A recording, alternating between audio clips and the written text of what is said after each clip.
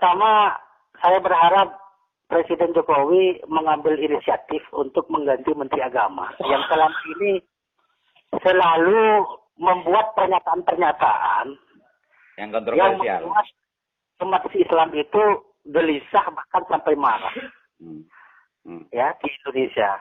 Jadi segera melakukan reshuffle kabinet untuk mengganti Menteri Agama.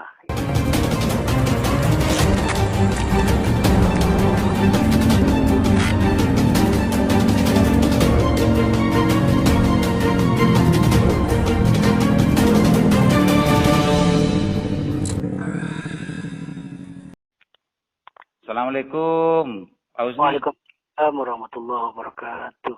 Pemirsa, saya sekarang sedang berkomunikasi dengan seorang aktivis daerah, aktivis pusat, daerah, dan nasional, internasional, Bapak Husni Mubarak, yang mengikuti setiap perkembangan baik isu-isu kemanusiaan, isu-isu sosial, isu politik, dan yang lain-lain. Bapak Husni sebagai aktivis yang sering mengikuti, menyimak, melihat, menyimpulkan, menganalisa terkait dengan seluruh perkembangan-perkembangan. Bagaimana pendapatnya Bapak Husni terkait dengan urusan SE Kemenak terkait dengan urusan pengeras suara, pengaturan pengeras suara di masjid dan mushola, Pak Husni? Ya, ini sebenarnya bukan soal setuju nggak setuju sebenarnya. Itu soal sejauh mana Menteri Agama itu mampu menjelaskan, mensosialisasikan, dan menerjemahkan apa maksud dan tujuan daripada peraturan itu. Lagi pula, mestinya negara itu nggak perlu terlalu intervensi terhadap aktivitas warga negaranya. Itu nggak perlu. Bahkan Pak Husni menganggap bahwa Pak Menteri hari ini itu belum menjelaskan, sudah menjelaskan loh berulang-ulang, stafnya menjelaskan, Pak Menteri sendiri menjelaskan terkait dengan urusan tujuan dari SE itu. iya, penjelasannya kan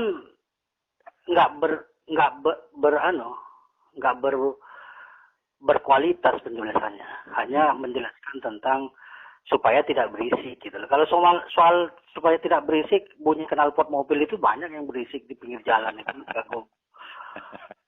Biar tidak bising, tidak berisik gitu ya. Dan itu semua kan tujuannya untuk meningkatkan harmonitas dan antar warga, ketentraman antar warga gitu kalau di SE-nya kalau tidak salah. Itu salah satu, mohon maaf, itu salah satu kelemahan Kementerian Agama berikut dengan staf-staf ahlinya, cara membuat analogi pemahaman tentang speaker itu. Sebenarnya soal speaker itu kan sudah lama ada itu. Sejak zaman dulu itu sudah ada dan nggak ada masalah itu loh. Buktinya nggak ada masalah dari dulu. Ini kan masalah itu muncul sebenarnya dibuat-buat oleh Menteri itu sendiri, gitu. Bukan ada hubungannya antara speaker dengan kerukunan antar beragama. Itu nggak ada. Apa urusannya gitu loh, speaker dengan kerukunan antar beragama itu kan ketentuan antar warga. Betul, nggak ada hubungannya kok. Kecuali speaker itu misalnya 24 jam nggak berhenti misalnya. Jangan-jangan Pak Husni, Pak aktivis ini justru belum kasar seperti Pak Menak. Ini mungkin dilihat sebuah potensi besar untuk ke depan bagaimana mengganggu ketentraman dan keharmonisan kebangsaan kita. Jangan-jangan begitu.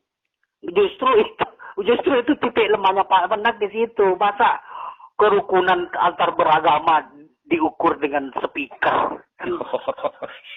Gimana? Itu kayaknya Menaknya itu kurang piknik, Pak. Jadi Menteri Agama itu kurang piknik. Karena akibat kurang piknik, akhirnya dia tidak mempunyai pemahaman dan wawasan yang luas. Karena kurang piknik. Gitu. Saya lihat sangat logis dan rasional kalau mendengarkan penjelasan dari Pak Menak ini sebetulnya. Ini untuk bagaimana meningkatkan harmonisasi antar warga. Ya, hubungannya apa gitu loh? Harmonis dengan speaker ini apa? Emang ada orang yang berantem gara-gara speaker? ya diakui atau tidak, ada juga sih yang apa namanya merasa berisik, mungkin meskipun itu tidak sampai menumpahkan untuk menolak, memprotes dan semacamnya, mungkin ada perasaan-perasaan orang. Mungkin itu kan hanya perasaan. Masa negara itu melalui kementeriannya ingin mengatur sampai ke perasaan orang itu gimana? Masa orang punya perasaan itu pemimpin diatur, yang gitu. bijaksana itu sebetulnya yang mampu dan bisa membaca isyarat perasaan tidak suka, perasaan berisik dari warganya sebetulnya. Oh, itu bukan pemimpin. Itu namanya bukan pemimpin, Pak. Wali. Hah? Wali. Bukan juga. Sebenarnya negara itu fungsinya apa gitu loh? Fungsinya kan melayani, mengayomi, bukan membatasi gitu loh. Jadi mestinya aturan itu dibuat untuk mempermudah aktivitas manusia, bukan kemudian memperkeruh gitu loh. Ini kan dia membuat aturan yang memperkeruh suasana, bukan mempermudah, bukan kemudian membuat orang nyaman. Ini justru orang menjadi nggak nyaman. Lagi-lagi kemudian dia beralasan ini demi kerukunan antar beragama. Apa hubungannya antar gitu? Warga. Antar warga. Iya, antar warga. Makanya yang bagus sekarang ya, sebelum kementerian itu mengeluarkan aturan-aturan itu, mestinya mereka itu melakukan riset gitu loh. Penelitian gitu terhadap masyarakat itu sendiri. Jangan-jangan sudah banyak orang yang justru membisiki Pak Menteri atau memberikan aspirasi ke Pak Menteri terkait dengan urusan keberisikan toa dan speaker di masjid dan musola itu, jangan-jangan sudah ada. Ya, atau jangan-jangan Pak Menterinya punya jin yang suka membisiki dia gitu kan. Tapi kalau saya mendengarkan dan menyimak penjelasan dari Pak Menteri atau orang-orang sekitarnya, justru memang ini dalam rangka untuk mengatur gitu ya, untuk mengatur agar tidak mengganggu masyarakat sekitar yang tidak mempunyai perasaan yang sama ketika mendengarkan adzan, apalagi speakernya itu disetel keras-keras gitu ya. Makanya di aturan itu diatur tidak boleh lebih dari 100 desibel. Gitu.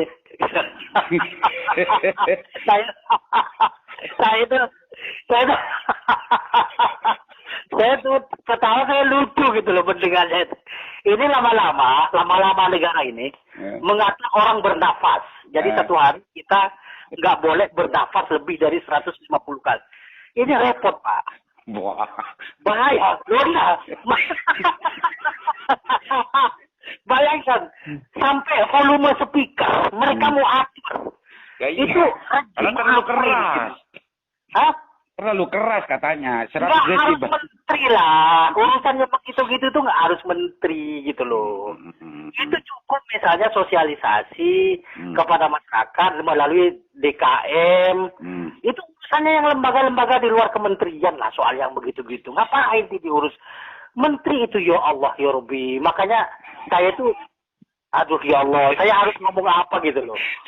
Bahkan begini, kalau saya mengukur urgensitas perspektif yang dibangun oleh Pak Menteri beserta lembaga Kemenak hari ini, bahwa kebisikan dan keberisikan itu diumpamakan dengan beberapa suara gitu, termasuk anjing menggonggong kalau ada. Dan itu sekarang semakin ramai. Cuma kalau saya melihatnya itu hanya sebuah umpamaan, bukan berarti banyak orang menganggap bahwa perumpamaan yang dijelaskan Pak Menteri itu justru menyamakan antara adzan dan Al-Quran dengan bunyi menggonggong. Pendapatnya Pak aktivis ini? Saya justru melihat perumpamaan itu adalah bentuk dari, dalam tanda petik, itu dalam tanda petik ya, mohon maaf, kedangkalan Pak Menteri dalam berpikir. Jadi dangkal sekali. Betul. Pak Menteri itu dangkal. Karena dia tidak mampu membuat perumpamaan ya. Satire. Dia kan sebenarnya, andaikan dia orang cerdas, dia membuat satire sebenarnya dia. Ingin membuat satire. Tapi karena dia dangkal, makanya kan saya bilang, dia itu kurang piknik, Pak. Karena kurang piknik, akhirnya kurang wawasan. Karena kurang wawasan, akhirnya dia tidak mampu untuk memberikan penjelasan yang bisa dipahami. Ini bukan justru dipahami oleh masyarakat, khususnya masyarakat Muslim Indonesia, malah semakin membuat emosi ya. Halo? Halo? Halo? diucapkannya itu malah menyakitkan. Pak Husni, sempat terputus barusan. Ya? Jadi justru malah semakin apa tadi? Ini terputus tadi. Penjelasan Pak Menteri itu adalah bukti kedangkalan dia dalam berpikir. Ini dia memberikan penjelasan bukan justru dipahami, tetapi justru membuat Muslim Indonesia ini malah tambah marah gitu loh, mendengar penjelasan yang dangkal dari sebuah pikiran dia itu, yang mengumpamakan apapun lah alasan itu nggak tepat lah itu. Apapun lah alasan dia. Pak Husni, jangan-jangan antara saya dan Pak Husni yang justru tidak semakom dengan Pak Menteri, sehingga perumpamaan semacam itu dianggap sesuatu yang sesuatu yang memarahkan kepada orang lain, karena level dan makom kita yang tidak sama. Kalau Pak Menteri kan dengan demikian itu kan ingin menjelaskan sejelas-jelasnya terkait dengan tujuan serta manfaat dari aturan yang diterbitkan. Jangan-jangan kita yang tidak nyampe logika kita, yang tidak nyampe kepada Pak Menteri. Ya justru itu kemudian menjadi kebalik, Pak. Kembali kebalik. Jadi kalau ukurannya kan sebenarnya sederhana, ya. Andaikan makomnya menteri ini misalnya bermakom di langit ketujuh misalnya, ya, tidak mungkin langsung direspon begitu cepat oleh orang-orang, terutama kaum intelektual ya. Itu kan langsung dilaporkan oleh Roy Suryo, walaupun pada akhirnya ditolak oleh Mabes Polri, ya. Nah, kok Roy Suryo dijadikan indikator ya, Pak? Bukan. Itu kan salah satu artinya begini, Pak. Kalau Bapak kan bilang tadi, jangan-jangan kita yang bukan makomnya, gitu ya. Kalau itu yang menjadi ukuran, maka kalau memang kita bukan makom Pak Menteri, otomatis yang mereaksi apa yang dikatakan dia itu hanya kita, gitu. Tapi yang memberikan reaksi terhadap pernyataan dari Pak Menteri yang kemudian menjelma menjadi kisruhnya pemberitaan, kemudian kegelisahan, kemarahan banyak umat itu kan bukan hanya kita, tapi hampir di seluruh Indonesia. Coba diperhatikan aja sekarang. Ini jangan-jangan mereka sudah bersiap-siap untuk melakukan aksi demonstrasi besar-besaran untuk menuntut menteri. Tapi kalau Roy Suryo Roy Suryo jadikan indikator, jangan-jangan Roy Suryo itu dalam konteks ini masih lebih tinggi aktivis Husni. Enggak juga sih. Ini kan sebenarnya ini bukan soal makom sebenarnya. Ini adalah soal panggilan hati nurani gitu loh. Iya. Ini soal sense of belonging, merasa memiliki terhadap akidah kita masing-masing, karena memang bahasanya yang saya berkali-kali saya takut salah bicara tentang pernyataan itu, memang berkali-kali saya tonton itu pernyataannya, itu memang dari perspektif apapun salah dia. Oke. Pak Husni, diakui atau tidak, disadari atau tidak, orang yang orang yang tidak suka atau dalam keadaan sakit atau dalam macamnya itu, ada juga mungkin yang memang tidak nyaman dengan speaker yang keras-keras dan lain semacamnya. Itu mungkin yang ingin dibela dan juga ingin agar ketidaknyamanan yang ditimbulkan oleh speaker yang lama-lama, keras-keras, setiap menjelang adzan, apalagi subuh, malam-malam, dan macamnya itu, jangan-jangan itu yang ingin dijawab oleh Kemenak, karena ini termasuk ke dalam sebuah bisa dibilang ritual keagamaan lah kalau dalam konteks ini. Jangan-jangan itu. Makanya kan saya bilang tadi di awal, Pak, sama Pak, saya bilang, mestinya urusan yang begitu-gitu itu tidak perlu menteri. Gitu. Menteri itu masa ngurus toa, kemudian volume, speaker, itu kan jadi lucu. Atau jangan-jangan memang Pak Menterinya nggak punya kerjaan supaya terlihat dia kerja gitu ya. Kemudian dia urus speaker volumenya harus sekian gitu. Kalau di masjid ini volumenya sekian kan jadi lucu gitu. Masa menteri ngurusin speaker masjid? Iya. Tapi sekali lagi intinya kan Pak Menteri itu tidak melarang. Iya, ya kalau bicara dalam sebuah logika yang lebih agak cerdas gitu. Pak Menteri ini nggak melarang sebetulnya urusan salawatan, Al-Quran, tarhim dan macamnya itu, cuma mengatur lamanya. Untuk setiap musola dan masjid itu mempunyai speaker dalam, speaker luar gitu kan. Itu yang penting untuk kita tangkap sebetulnya. Tidak melarang, ngatur. Gitu. Gimana tanggapannya Pak Husni?